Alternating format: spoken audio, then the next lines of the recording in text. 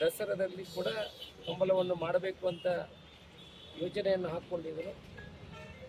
ಕೊನೆ ಗಳಿಗೆಯಲ್ಲಿ ಸಮಯ ಸರಿಯಾಗಿ ಸಾಕಾಗಲಿಲ್ಲ ಅಂತ ಅದನ್ನು ಈ ವರ್ಷದ ದಸರಾದಲ್ಲಿ ಮಾಡಬೇಕು ಅಂತ ನಿರ್ಣಯವನ್ನು ಮಾಡಿದ್ರು. ಹಾಗೆ ಅಧಿಕಾರಿಗಳಿಗೆ ನಮಗೆಲ್ಲ ಸೂಚನೆಯನ್ನು ಕೊಟ್ಟಿದ್ದಾರೆ. ಸೂಕ್ತವಾದ ಜಾಗವನ್ನು ಅಲ್ಲಿ ಆಯ್ಕೆ ಮಾಡಬೇಕು.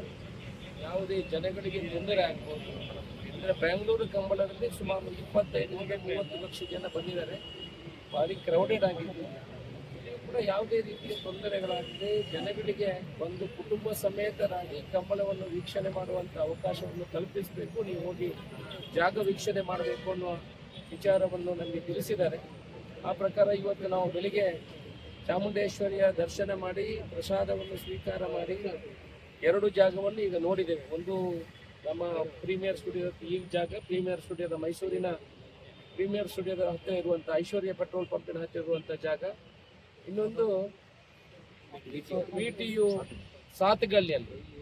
ಈಗ 2 ಜಾಗವನ್ನು ವೀಕ್ಷಣೆ ಮಾಡುವಾಗ ಸಾತ್ಗಲ್ಲಿಯಲ್ಲಿರುವಂಥ ಜಾಗ ಸ್ವಲ್ಪ ವಿಸ್ತಾರವಾಗಿದೆ. ಮತ್ತು ನಮಗೆ ಸುಮಾರು 3,000-4,000 ಕಾರುಗಳನ್ನು ಪಾರ್ಕ್ ಮಾಡಲಿಕ್ಕೂ ಕೂಡ ಸುತ್ತಮುತ್ತಲ ಜಾಗ ಇದೆ.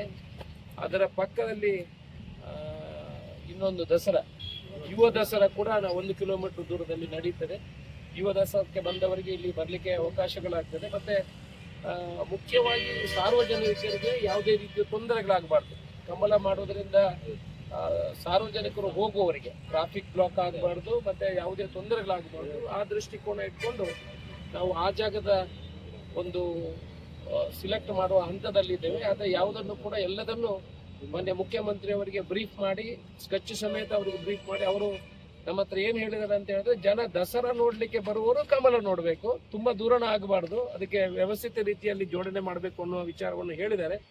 ಆ ಪ್ರಕಾರ ಈ 2 ಜಾಗದಲ್ಲಿ ಅವರಿಗೆ ಸ್ಕೆಚ್ ಪ್ರಕಾರ ಅದನ್ನು ನೋಡಿ, ನಮ್ಮ ಪೊಲೀಸ್ ಇಲಾಖೆಯವರು ಕೂಡ SP ಅವರು ಇದ್ದಾರೆ, CCP ಅವರು ಇದ್ದಾರೆ, ಅವರೆಲ್ಲ ಆ ಜಾಗ ಸೂಕ್ತ ಅಂತ ಹೇಳಿದ್ದಾರೆ. ಇಲಾಖೆ DC ಆಫೀಸ್ನವರು ಕೂಡ ಆ ಜಾಗ ಇಲಾಖೆ ಅಂತ ಹೇಳಿದ್ದಾರೆ. ಆ ಪ್ರಕಾರ ನಾವು ಅಲ್ಲಿ ಆ ಜಾಗವನ್ನು ಈಗ ಅಂದಾಜು ಮಾಡಿದ್ವಿ.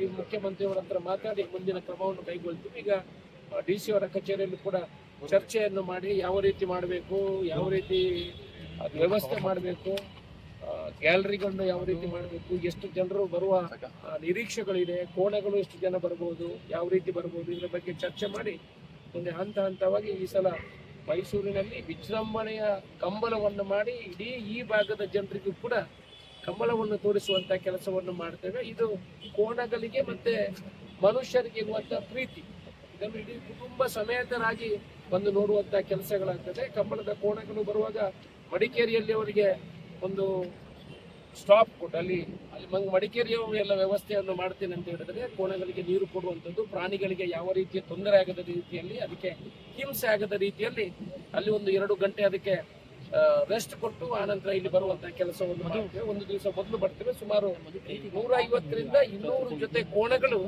ಈ ಮೈಸೂರಿನ ದಸರಾ ಕಮಲೋತ್ಸವದಲ್ಲಿ ಪಾಲ್ಗೊಳ್ತೇವೆ. ವಿಶೇಷ ರೀತಿಯಲ್ಲಿ, ವಿಶಿಷ್ಟ ರೀತಿಯಲ್ಲಿ ಈ ಕಮಲವನ್ನು ಇಲ್ಲಿ ಆಯೋಜನೆ ಮಾಡ್ತೀವಿ.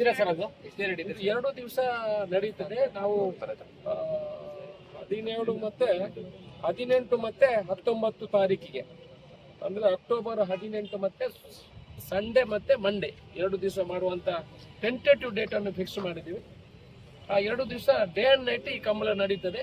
ಎಲ್ಲ ಸಾರ್ವಜನಿಕರು ರಾತ್ರಿ ಹಗಲು ಬಂದು ನೋಡುವಂತ ವ್ಯವಸ್ಥೆ ಇದೆ. ಗ್ಯಾಲರಿ ಇದೆ, VIP ಪಾಸುಗಳಿದೆ, ಜನರಲ್ ಪಾಸುಗಳಿದೆ. ಇದನ್ನೆಲ್ಲ ಕೊಡುವಂತ DC ಆಫೀಸ್ ಮುಖಾಂತರ, ಸರ್ಕಾರದ ಮುಖಾಂತರ ಮಾಡುವಂತ ಕೆಲಸವನ್ನು ಮಾಡ್ತೇವೆ. ಅಧಿಕಾರಿಗಳು ಬೇರೆನೆ ಗ್ಯಾಲರಿ ಮಾಡ್ತೇವೆ. 3 ಗ್ಯಾಲರಿಗಳನ್ನು ಮಾಡ್ತೇವೆ. ಅದರಲ್ಲಿ ಎಲ್ರಿಗೂ ಬಂದು ವ್ಯವಸ್ಥಿತ ರೀತಿ ನೋಡಿ ಬಂದು ಕೂತು ನೋಡುವಂತ, ವೀಕ್ಷಣೆ ಮಾಡುವಂತ ಕೆಲಸವನ್ನು ಮಾಡ್ತೀವಿ. ಅಂದಾಜು ಎಷ್ಟು ಖರ್ಚಾಗಬಹುದು ಸರ್ ಇದಕ್ಕೆ? ಜಾಗ ನಮಗೆ ಕಂಬಳ ಮಾಡ್ಲಿಕ್ಕೆ ಒಂದು 20 ಎಕರೆ ಜಾಗದ ಅವಶ್ಯಕತೆ ಇದೆ. ಪಾರ್ಕಿಂಗ್ಗೆ ಒಂದು 10 ಎಕರೆ ಜಾಗದ ಅವಶ್ಯಕತೆ ಇದೆ. ಅಲ್ಲಿ ಕಂಬಳ ಮಾಡ್ಲಿಕ್ಕೆ ಈಗಲೇ 10 ಎಕರೆ 20 ಎಕರೆ ಜಾಗವನ್ನು ನೋಡಿದ್ದೇವೆ. ಆನಂತರ ಸ್ಟಾಲ್ಗಳು, ಇದರಲ್ಲಿ ಸ್ಟಾಲ್ಗಳು ಕೂಡ ಹಾಕ್ತೀವಿ. ಇದರಲ್ಲಿ ದಕ್ಷಿಣ ಕನ್ನಡ, ಉಡುಪಿ ಜಿಲ್ಲೆ ಎಲ್ಲ ಆಹಾರ ಪದಾರ್ಥಗಳನ್ನು ಕೂಡ ಜನರಿಗೆ ಪರಿಚಯ ಮಾಡುವಂತ ಕೆಲಸವನ್ನು ಮಾಡ್ತೇವೆ. ಲೋಕಲ್ ಆಹಾರ ಪದಾರ್ಥಗಳು, ಲೋಕಲ್ನವರು ಯಾರಿದ್ದಾರೆ ಆಸಕ್ತರಿದ್ದಾರೆ ಅವರಿಗೂ ಕೂಡ ಅದರಲ್ಲಿ ವ್ಯವಸ್ಥೆಯನ್ನು ಮಾಡಿ ಫುಡ್ ಮೇಲೆ ಕೂಡ ಅದರ ಜೊತೆಗೆ ನಡೆಸುವಂತ ಕೆಲಸವನ್ನು ಮಾಡ್ತೇವೆ. ಜಾಗ ಅಂತ ಹೇಳಿದ್ರೆ ಇಲ್ಲಿ ಜಾಗ ಇದೆ, ಆದ್ರೆ ಸುತ್ತಮುತ್ತ ಈಗ ಓವರ್ ಕ್ರೌಡ್ ಆದ್ರೆ ಜನ ಹೋಗ್ಲಿಕ್ಕೆ ಜಾಗ ಇಲ್ಲ ಇಲ್ಲಿ, ಮತ್ತೆ ಮೇನ್ ಟ್ರಾಫಿಕ್ ಇರೋದ್ರಿಂದ ಜನಗಳಿಗೂ ಕೂಡ ತೊಂದರೆ ಆಗದ ರೀತಿಯಲ್ಲಿ ನಾವು ಮಾಡಬೇಕಾಗಿದೆ. ಜಾಗ ಸೂಕ್ತ ಇದ್ರೂ ಅಷ್ಟು ಕನ್ವಿನಿಯೆಂಟ್ ಕಾಣುವುದಿಲ್ಲ. ಅಂದ್ರೆ ನೀರಿನ ವ್ಯವಸ್ಥೆಗಳಾಗಬೇಕು, ಕೋಣೆಗಳನ್ನು ಟ್ರಯಲ್ ಓಡಿಸ್ಬೇಕು ಕಮಲಕ್ಕೆ ಮೊದಲು ದಿವಸ. ಅದರಿಂದ ಕಂಬಳದಿಂದ ಜನ ನೋಡಬೇಕೇ ಹೊರತು ಜನರಿಗೆ ತೊಂದರೆ ಆಗಬಾರ್ದು. ಆ ರೀತಿಯಲ್ಲಿ ಆ ಜಾಗವನ್ನು ಸುಮಾರು ಎಷ್ಟು ಖರ್ಚಾಗುತ್ತೆ ಸರ್? ಸುಮಾರು 5 ರಿಂದ 8 ಕೋಟಿ ರೂಪಾಯಿಗಳ ಖರ್ಚಿದೆ. ನಾವು ಬೆಂಗಳೂರು ಕಂಬಳ ಮಾಡುವಾಗ ನಮಗೆ 12 ಕೋಟಿ ರೂಪಾಯಿಯಷ್ಟು ಖರ್ಚಾಗಿದೆ. ಇಲ್ಲಿ ಸುಮಾರು 5 ರಿಂದ 8 ಕೋಟಿ ರೂಪಾಯಿಗಳಷ್ಟು ಸ್ಪೆಷಲ್ ಬಜೆಟ್ ಕೊಡ್ತೀನಿ ಅಂತ ಹೇಳಿದ್ರು. ಸ್ಪೆಷಲ್ ಬಜೆಟ್ ಕೊಡ್ತೀನಿ ಅಂತ ಹೇಳಿದ್ರು. ಸ್ಪೆಷಲ್ ಬಜೆಟ್ ಅದಲ್ಲ, ಸಿಎಂ ಸ್ಪೆಷಲ್ ಬಜೆಟ್ ಕೊಡ್ತೀನಿ ಅಂತ ಹೇಳಿದ್ದಾರೆ. ಕಂಬಳವನ್ನು ತೋರಿಸಬೇಕು, ಮಕ್ಕಳಿಗೆ ತೋರಿಸಬೇಕು. ಅಂದ್ರೆ ಇದೊಂದು ವಿಶೇಷ ರೀತಿಯಲ್ಲಿ ನಮ್ಮ ದಕ್ಷಿಣ ಕನ್ನಡ ನಮ್ಮ ಹತ್ರ 30 ಕೋಟಿ ಬಜೆಟ್, ಅದು ನೀವೇ 8 ಕೋಟಿ ತಿಂದ್ಬಿಟ್ರೆ ಕಷ್ಟ ಆಗುತ್ತೆ. ಹೇಗೆ?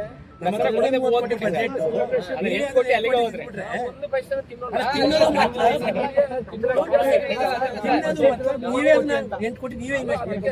ಎಕ್ಸ್ಟ್ರಾ ಬಜೆಟ್ ಕೊಡ್ತಾರೆ, ಈಗ ಸ್ಪಾನ್ಸರ್ಸ್ ಸಿಗ್ತಾರೆ. ಈಗ ಕಂಬಳ ಮಾಡ್ಲಿಕ್ಕೆ ನೋಡಿ, ನಮಗೆ ಆಬಿಆರ್ ಮಜ್ವರ್ಣ ಅವರಿಗೆ ಹೇಳಿದ್ರೆ ಈಗ 1 ಕೋಟಿ ರೆಡಿ ಕೊಡ್ತಾರೆ. ಎಲ್ಲ ಸರ್ಕಾರ ಕೊಡ್ಬೇಕಂತ ಇಲ್ಲ, ನಾವು ವ್ಯವಸ್ಥೆಯಲ್ಲಿ ಜೋಡಣೆ ಮಾಡಿದ್ರೆ ಎಲ್ಲ ಸ್ಪಾನ್ಸರ್ಸ್ ಸಿಗ್ತಾರೆ. ಮತ್ತೆ ಇದು ವ್ಯವಸ್ಥಿತವಾಗಿ ನಡೀತದೆ. ಹೆಂಗೆ ಅದು ಡೇ ನೈಟ್ ಅಂದ್ರೆ ವಾಟ್ ಟೈಮ್ ನಾವು ಬೆಳಿಗ್ಗೆ ಆದಿತ್ಯವಾರ ಬೆಳಿಗ್ಗೆ 9 ಗಂಟೆಗೆ ಆರಂಭ ಮಾಡ್ತೀವಿ. ಕಂಟಿನ್ಯೂಸ್ ನೆಕ್ಸ್ಟ್ ಡೇ ಸಾಯಂಕಾಲ ಫೈನಲ್ ಆಗುವವರೆಗೆ